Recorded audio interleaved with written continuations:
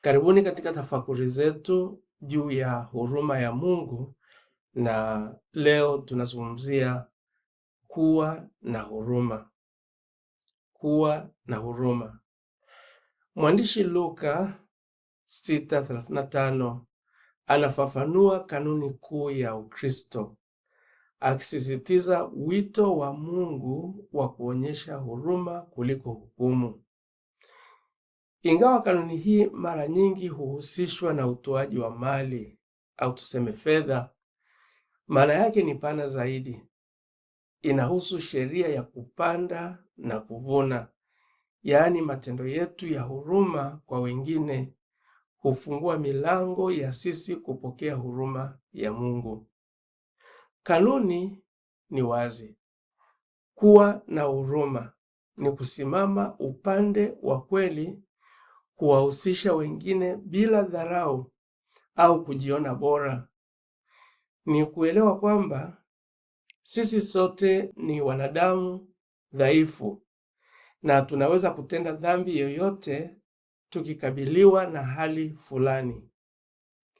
Ufahamu huu hutufundisha unyenyekevu na kuzaa huruma na neema kwa wengine.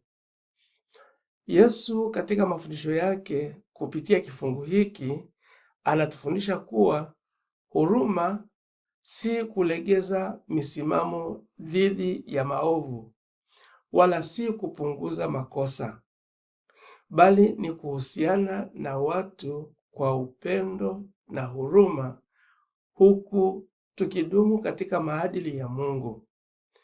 Ni kuonyesha huruma kama Mungu anavyoonyesha, kuwa mwema kwa walio na shukrani na hata kwa wasiokuwa nayo, kuwapenda hata wale wanaotupinga.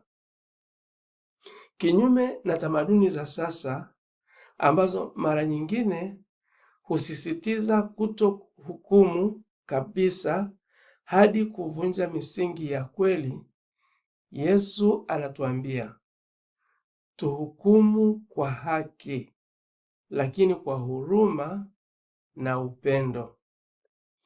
Wito si kuvumilia kila kitu bila kuchuja, wala si kuhukumu wengine kwa ukali, bali kuhukumu kwa haki tukionyesha huruma.